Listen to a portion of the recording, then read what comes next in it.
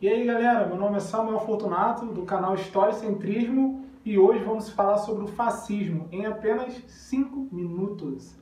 Peço que se considere inscrever no nosso canal, já que é um projeto novo e toda ajuda aqui no canal será muito bem-vinda. Vamos lá? Tudo começou no final da Primeira Guerra Mundial. Mesmo os italianos sendo um dos vencedores da Grande Guerra, eles passavam por uma grande instabilidade política, social e econômica. Sem falar que os italianos morriam de medo naquela época de sofrer uma revolução comunista, igual teve lá na Rússia com a União Soviética. Vocês estão lembrados? Que, por sinal, foi um movimento de esquerda muito opressor que rolou no início do século XX. O movimento foi contra a democracia da época, alegando que só funcionava para a elite econômica, que não era nenhuma mentira, né?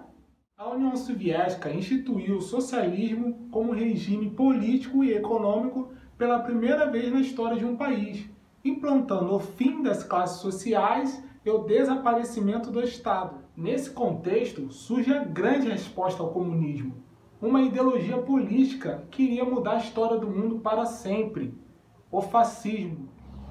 Tendo como principal líder Benedito Mussolini, foi uma época marcada por fortes sentimentos nacionalistas e pela centralização do poder estatal em uma ideologia de extrema direita. Enquanto o comunismo acabava com as classes sociais para que houvesse uma equidade social, o fascismo não estava muito aí para isso. Para o fascismo, o mais forte sempre iria prevalecer sobre o mais fraco. Porém, tanto o comunismo quanto o fascismo têm algumas semelhanças. Ambos são totalitários, porém por razões bem diferentes. Por exemplo, no fascismo, o povo é totalmente controlado pelo Estado, são manipulados e trabalham juntos para tornar a sua nação e o seu líder cada vez mais forte. E essa ideologia política, infelizmente, se espalhou por outros países. Países como Áustria, Bélgica, Grã-Bretanha, Finlândia, Hungria, Romênia e Espanha, entre outros África do Sul e até mesmo o nosso Brasil. O fascismo tem orgulho de ser ultraconservador e de ser contra qualquer tipo de mudança social, assim como o nazismo de Hitler, que perseguiu os judeus pelo simples fato deles serem diferentes e acabava ocupando eles pela sua queda da Primeira Guerra Mundial. Mas disso todo mundo se lembra, não é mesmo?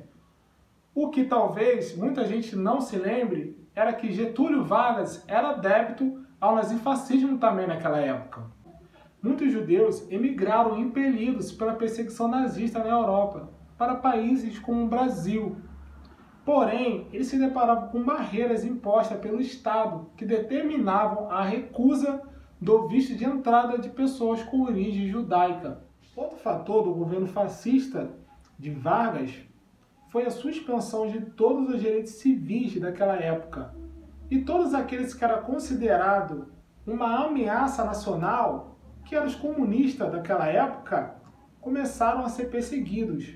O governo federal, com plenos poderes, perseguiu, prendeu e torturou, sem que houvesse qualquer tipo de controle por parte das instituições ou da sociedade. Em 1936, foram presos os líderes comunistas Luiz Carlos Prestes e Olga Benário.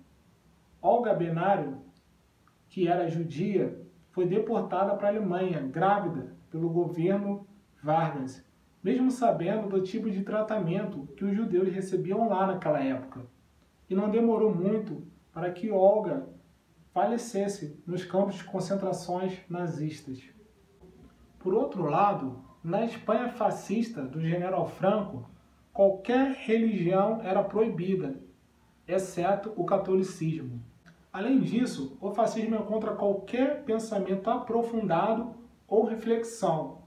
A repulsa ao mundo intelectual é típica do fascismo. E qualquer um que se atrevesse a pensar por conta própria ou questionar o governo era visto como inimigo do regime. Isso vimos muitas das vezes na União Soviética, onde pessoas que iam contra o governo eram perseguidas. Porém, no fascismo, isso era ideológico, porque eles precisavam da união total do povo para existir.